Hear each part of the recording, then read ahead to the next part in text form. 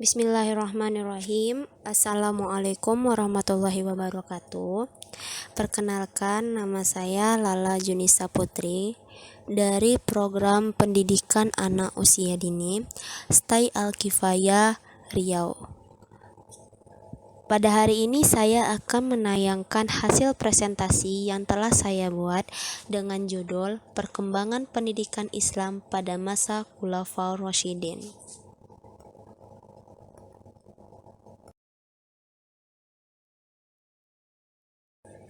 Baiklah, di sini saya akan menjelaskan terlebih dahulu tentang pengertian Khulafaur Rasyidin. Nah, secara harfiah, kata khalifah berasal dari kata khalf yang berarti wakil pengganti dan penguasa. Selanjutnya, muncul istilah khilafah yang dapat diartikan sebagai institusi politik Islam yang bersinonim dengan kata imamah yang berarti pemerintah. Selanjutnya muncul istilah khalifah dan bentuk jamaknya yaitu khulafa atau kholaif yang berarti orang yang menggantikan kedudukan orang lain dan seseorang yang mengambil alih tempat orang lain sesudahnya. Dalam berbagai persoalan, khalifah bisa juga berarti al-sultan al-azam yaitu kekuasaan paling besar atau paling tinggi. Adapun kata al-Rasyidun secara harfiah berasal dari kata rosyada yang artinya cerdas, jujur, dan amanah. Dari kata rosyada kemudian berubah menjadi kata benda atau kata nama Rosyid dan jamaknya yaitu Rasyidun yang berarti orang yang cerdas, jujur, dan amanah. Dalam semua arti kata tadi dapat disimpulkan bahwa Khulafaur Rasyidun adalah para pemimpin yang menggantikan kedudukan pimpinan sebelumnya dan menunjukkan sikap yang cerdas, jujur, dan amanah. Selain itu, khalifah dapat pula diartikan pimpinan yang diangkat sesudah Nabi Muhammad SAW wafat untuk menggantikan beliau melanjutkan tugas-tugas sebagai pimpinan agama dan kepala pemerintahan.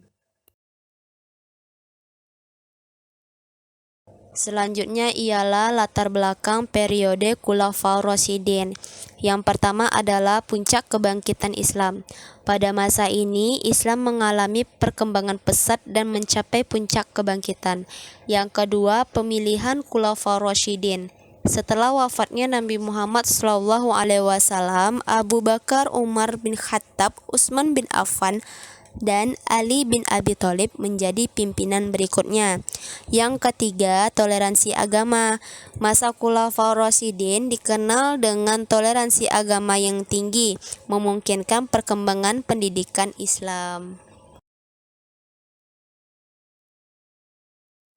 Nah, selanjutnya Khulafaur Rasyidin digunakan untuk para pimpinan setelah wafatnya Rasulullah Shallallahu Alaihi Wasallam. Di sini ada 4 sahabat Nabi yang menjadi Khulafaur Rasyidin dan selama sahabat Nabi ini menjadi pimpinan setelah wafatnya Rasulullah Shallallahu Alaihi Wasallam. Yang pertama yaitu Abu Bakar As-Siddiq, memerintah selama 2 tahun. Yang kedua Umar bin Khattab, memerintah selama 10 tahun. Yang ketiga Utsman bin Affan, memerintah selama 12 tahun. Dan yang terakhir Ali bin Abi Thalib yang memerintah selama 6 tahun. Pada masa Khulafaur Rasyidin ada beberapa tempat pendidikan yaitu yang pertama Mekah, yang kedua Madinah, yang ketiga Basrah, yang keempat Kufah, yang kelima Damsyik atau Syam, dan yang keenam adalah Mesir. Selanjutnya yaitu pendidikan pada masa Abu Bakar. Nah, di sini ada beberapa pendidikan pada masa sahabat Nabi yaitu Abu Bakar selama ia menjadi Khulafaur Rasyidin atau pemimpin. Pertama yaitu tekad keislaman. Abu Bakar mengedepankan pendidikan agama dan moralitas dalam penguasaannya. Yang kedua, penyebaran Islam. Pendidikan dimanfaatkan untuk memperluas dan mengukuhkan pengaruh Islam. Dan yang ketiga adalah pusat pendidikan Islam. Institusi-institusi pendidikan seperti Masjid Nabawi menjadi pusat untuk pendidikan Islam. Lanjut, pendidikan pada masa Umar bin Khattab. Nah, di sini selama beliau menjadi Khulafaur Rasyidin atau pemimpin, ada beberapa pendidikan pada masa Umar bin Khattab. Yang pertama, pendidikan formal.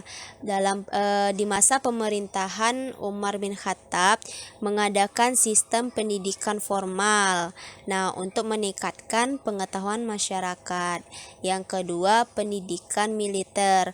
Untuk mempertahankan wilayah penaklukan, Umar menerapkan pendidikan militer yang disiplin dan efektif. Yang ketiga, pendidikan adil. Umar menerapkan pendidikan yang adil bagi semua warga negara tanpa membedakan suku dan atau agamanya.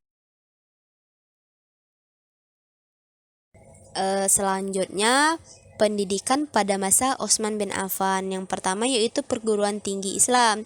Utsman mendirikan perguruan tinggi Islam seperti Universitas Al-Azhar yang terkenal hingga saat ini.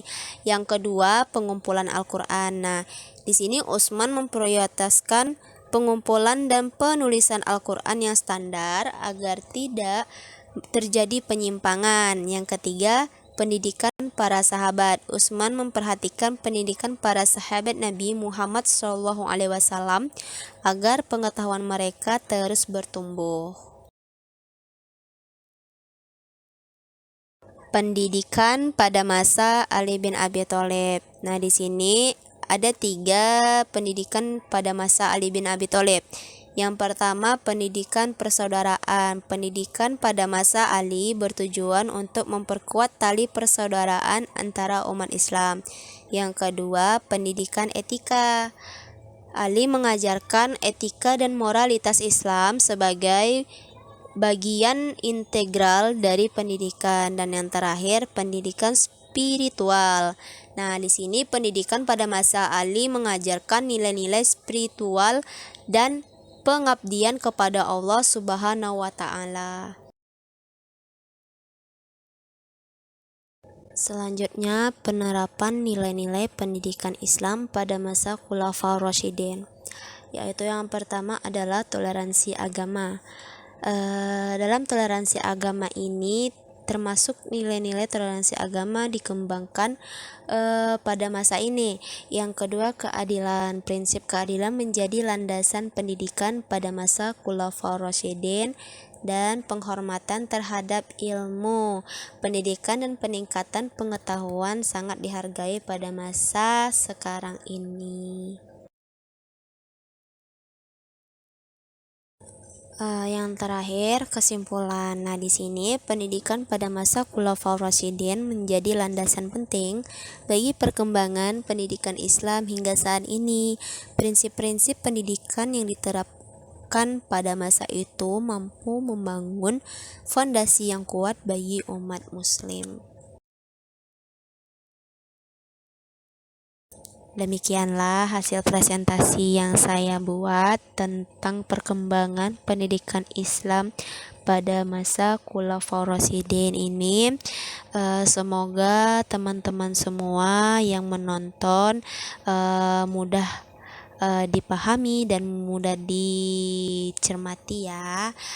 Jika ada kata-kata yang salah atau dalam penyampaian saya kurang dipahamin, saya mohon maaf. Wabillahi taufik wa hidayah. Wassalamualaikum warahmatullahi wabarakatuh.